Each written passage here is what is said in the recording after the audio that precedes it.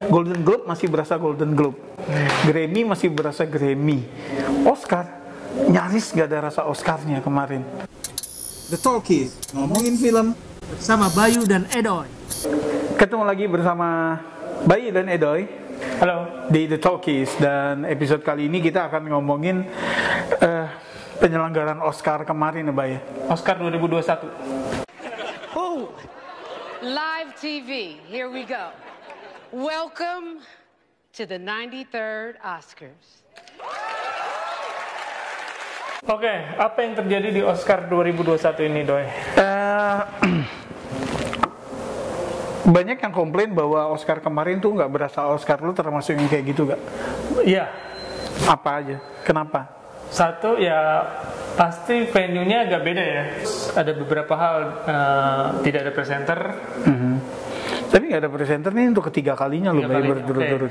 Tidak ada presenter, terus nggak ada orkestra pakai DJ, tidak ada musical performance di acara itu, terus tidak. Pokoknya song and dance nggak ada ya? Nggak ada, dan tidak ada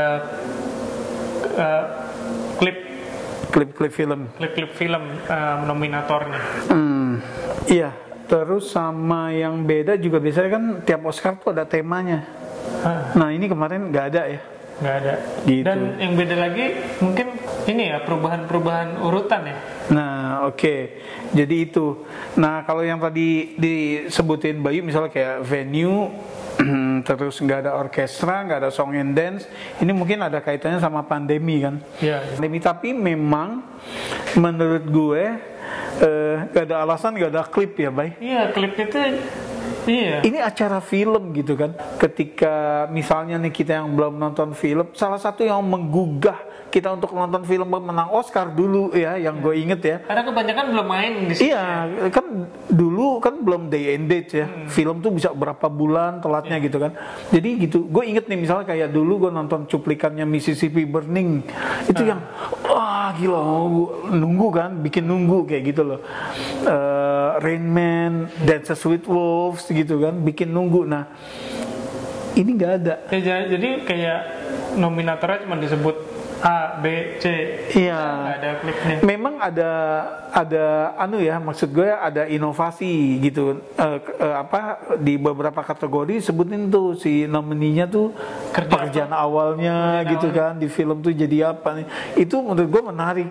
Tapi still ketika kategori acting, ya ada gitu kan ya. Minimal kategori acting. Yang menjadi permasalahan dari kemarin memang poin terakhir yang lo bilang, Bay, urutannya.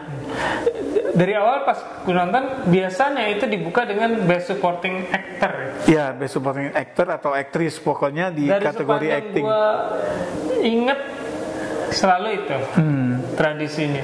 Tapi kok skenario kemarin dibuka.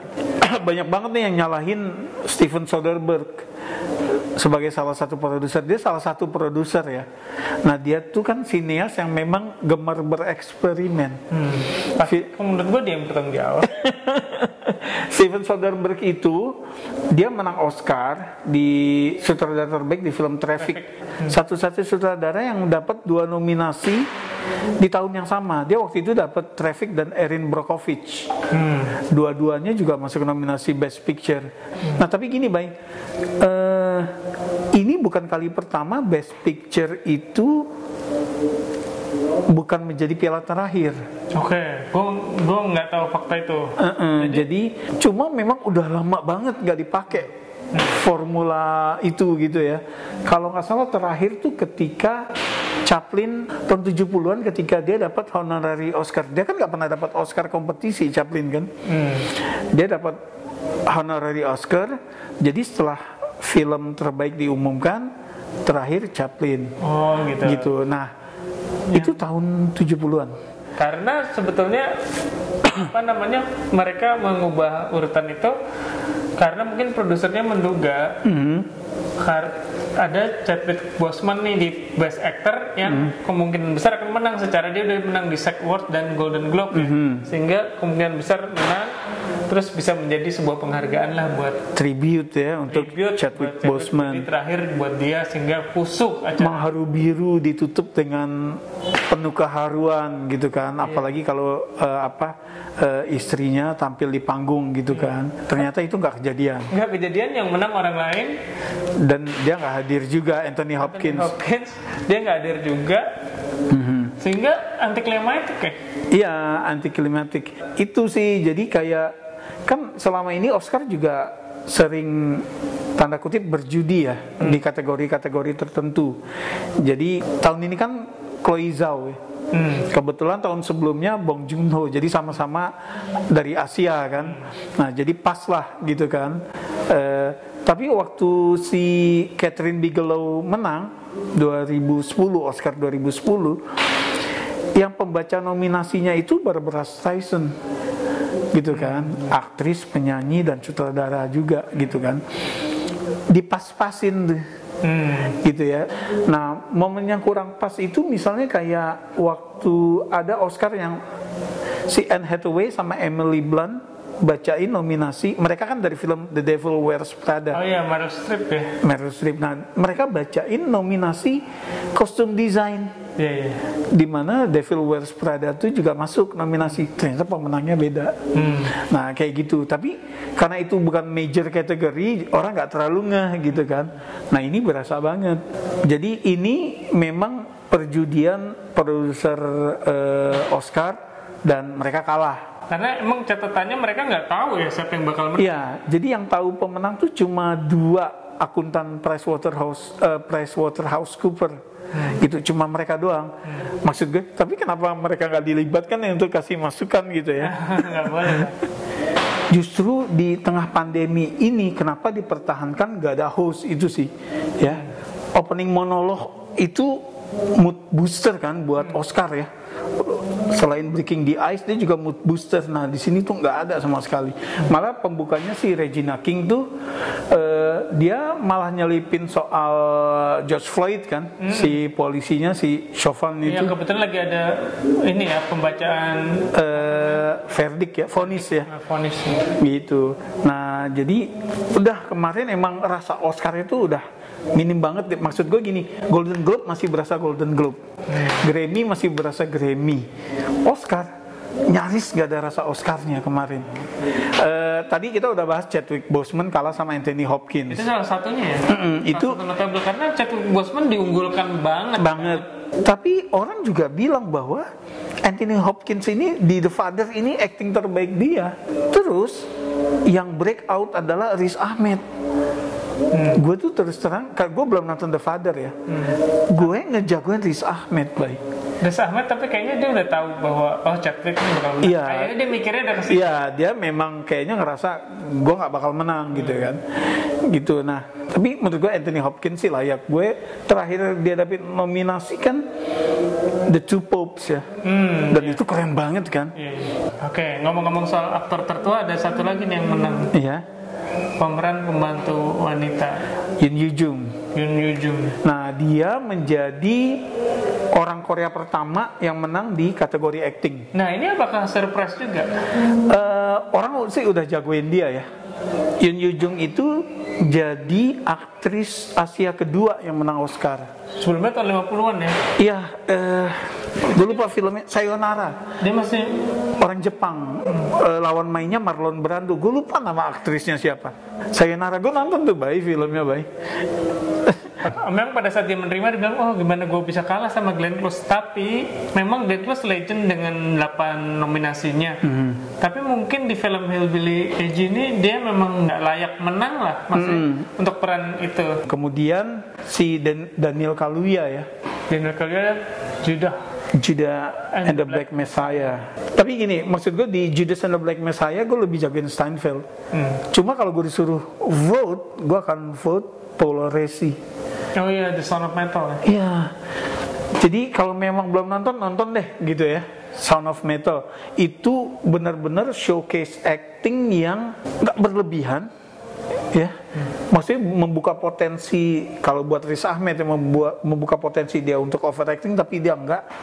Paul Resi, lo akan lihat ada satu tokoh bapak-bapak yang bijak, baik hati, tapi tegas. Nah itu Paul Raci. Oke, tapi Sound of Metal menang di kategori yang gue unggulkan nih, sound. Oh, soundnya emang keren banget ya. Itu kan udah digabung ya, sound editing dan sound mixing ya. Iya, jadi dia itu yang keren adalah dia ngedesain sound yang membuat kita sebagai penonton bisa berada di posisi itu ya, yang oh gini kan. Biasanya kita kalau nonton film, misalnya orang begitu deaf dikasih alat bantu terus denger kan gitu. Ini nggak sesederhana itu prosesnya ya. Dikasih tahu yang nggak langsung jelas gitu loh, kayak gitu. Oke, untuk peran utama wanita, buat gue surprise Frances McDormand. Ini surprise. Kalau menurut gue juga Francisnya dia udah menang di beberapa award juga kan. Iya, tapi maksud gue gini, belakangan momentumnya tuh ke Carey Mulligan kan. Dan kayaknya gue sendiri juga ngejagoin Carey Mulligan. Menurut gue terlepas dari bagus enggaknya Frances McDormand, dia belum lama menang kan. Di 3 Billboards gitu loh. Jadi menurut gue enggak nih, mungkin yang si votersnya akan ngasih kesempatan yang lain. Iya, tapi ternyata emang berarti sesuai dengan yang harusnya dong, bahwa mereka nggak memakai nilai sentimental, nggak melihat ras. Pokoknya berdasarkan merit aja ya. Berdasarkan merit berarti. Oh, dia baru menang kan? Nggak peduli dia baru menang, kalau dia mainnya bagus dia menang. Iya. Chadwick Boseman gitu kan. Wah, ini momentum nih untuk menghormati dia, baru meninggal, orang pada suka sama dia. Tapi ya Anthony Hopkins lebih banyak vote. Selain dia orang suka sama dia, kebetulan dia black person ya. Jadi orang mikirnya wah ini akan emang momentum banget gitu kan. Momentum banget untuk kasih apapun itu lah. Jadi gue setuju sama yang lo bilang, Bay, bahwa pilihan pemenang tahun ini itu menurut gue sih keren-keren ya. Ya karena kayak yang persetan dengan faktor lain gitu. Nah jadi Frances McDormand ini dengan dia menang, dia sebetulnya ngalahin Meryl Streep nih, Bay. Meryl Streep menang 3 Oscar, tapi 1 diantaranya supporting actor. Frances menang 3, tiga-tiganya untuk pemeran utama kan. Fargo, 3 Billboard sama ini Nomadland gitu. Jadi dia menjadi aktris kedua yang bisa menang Oscar untuk kategori utama ya, aktris utama terbaik 3 kali. Oke, setelah Katharine Hepburn. Setelah Katharine Hepburn yang menang 4 kali gitu. Nah sekarang Chloe Zhao, Bay, gimana menurut direktur terbaik ya? Karena Nomadland belum main nih di Indonesia dan gue belum nonton. Tapi kalau ngelihat dia udah menang di award circuit di mana-mana, termasuk Golden Globe, BAFTA ya. Semua ya. Semuanya dia Independent, menang. Kayaknya DGA, bukan surprise lagi. Justru kalau bukan dia yang menang, mungkin itu surprise. Dia sutradara wanita kedua yang bisa menang ya. Oh ya, setelah Catherine Bigelow. Setelah Catherine Bigelow di The Hurt Dalam Locker. sepanjang sejarah 93 tahun Oscar. Tapi memang dulu belum banyak sutradara wanita atau wanita yang mau jadi sutradara atau bisa jadi sutradara nggak banyak. Tapi 70-an 80-an sini kan sebetulnya makin banyak, cuma ya oke lah, tapi pengakuan ini kan maksud gue ini sebuah progres untuk Oscar gitu kan. Gitu. Nah, tapi gini, Chloe Zhao ini setelah ini momentum buat dia, momentum pribadi banget. Dia menang Oscar. Dia mencatat sejarah sebagai wanita Asia pertama yang menang sutradara terbaik. Dan film berikutnya adalah film Marvel. Mudah-mudahan gue salah, tapi kan gue nebak kalau Eternals bakal boring. Gue gak tahu. Marvel tuh kan ada Kevin Feige ya, yang dia menjadi supervisor untuk semuanya. Dia yang ngejaga pakem Marvel ya, gitu. Yang jelas si Chloe Zhao dia melakukan pitch ke Kevin Feige kan. Kalau Kevin Feige setuju sama pitchnya Zhao, berarti bagus ya. Berarti bagus, masih sesuai standar MCU. Eternals ini gue juga agak nunggu ya, karena ada Kumail Nanjiani yang jadi gede banget badannya, ada Ma Dong-seok, terus ada Angelina Jolie, ada Richard Madden. Ini berwarna banget nih film, gitu ya. Jadi gue pengen lihat sutradara Chloe Zhao yang ala-ala Terrence Malick ini kalau bikin film superhero kayak apa ya gitu. Nggak sabar. Ya, gue nunggu di Eternals. Oke, gitu aja lah. Oke. Oscar paling aneh sih menurut gue. Jadi gue pikir peristiwa salah baca La La Land itu nggak ada yang ngalahin nih. Ternyata ada ya.